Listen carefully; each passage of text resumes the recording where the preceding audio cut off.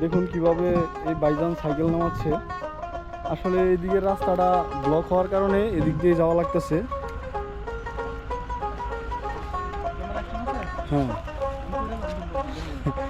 ইনশাল্লাহ পড়বেন না। এই আসতে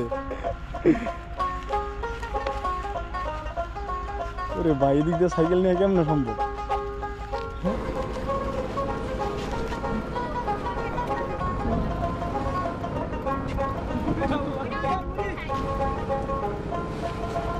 দেখেন বেগু দেয়া মাটি গাড়িটা কি অবস্থা করছে ভাই। নামতে পারবেন তো? রাজন ভাই তো অনেক কষ্ট করতেছে।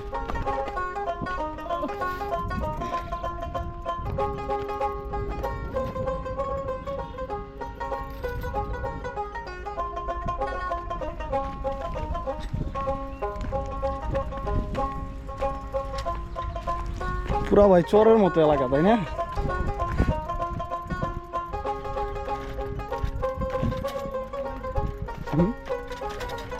কোন আমারটা?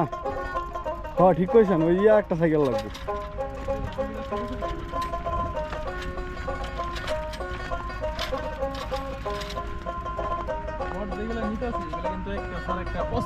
হ্যাঁ রে ভাই, সূর্যটা অস্থির লাগতেছে।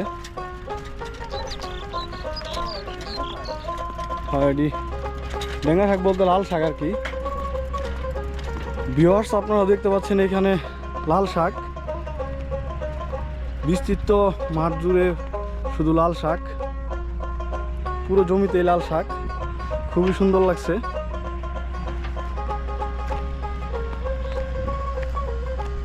গ্রামীণ পরিবেশ বলে কথা,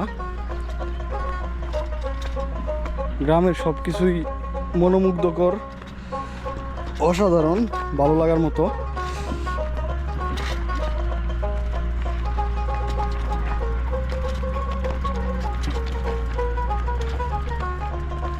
সাইকেল নিয়ে কঠিনতম রাস্তা আমরা পার হচ্ছি।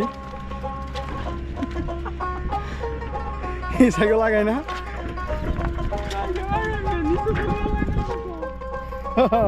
পুরা রেল লাইন। হ্যাঁ, রেলের রাস্তার মতো হয়ে গেছে। হ্যাঁ,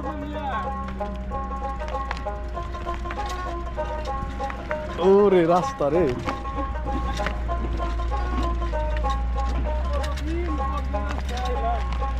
ভাই, আমরা কিন্তু এই ট্রেনের রাস্তা দিয়ে হাঁটলাম, এরকম একটা ফিল হয়েছে, তাই না?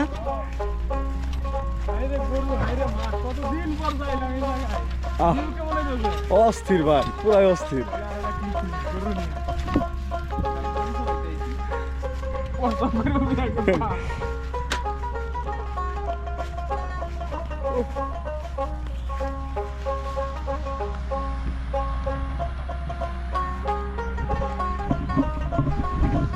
আসসালামু আলাইকুম ভিউয়ার্স, সবাই কেমন আছেন? আলহামদুলিল্লাহ, আল্লাহর রহমতে ভালো আছি। তো আজকে চলে আসছি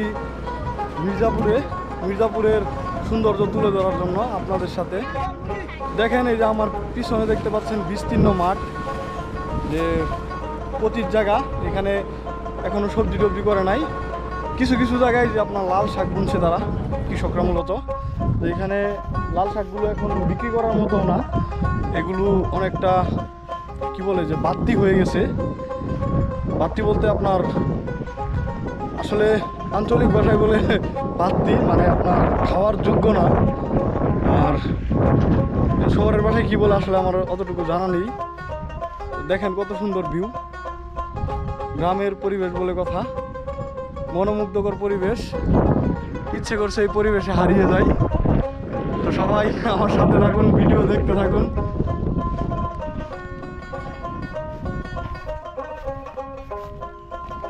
এই গরু,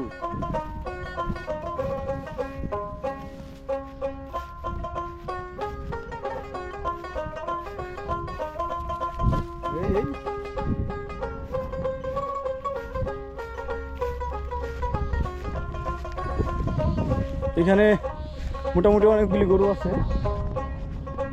বিকেলের পরন্ত সূর্য, হাম্বা, এই যে গরু। এই ভাই গুতা দিস না ভাই।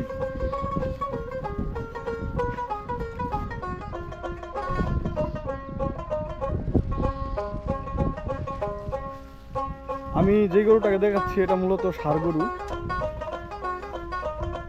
এখানে দুইটা বাছুর আছে, একটা ষাঁড় বাছুর আর একটা গাই গরু। দুইটা গরু দেখতে পাচ্ছেন। গুতা দিস্তা ভাই, গুতা দিস্তা।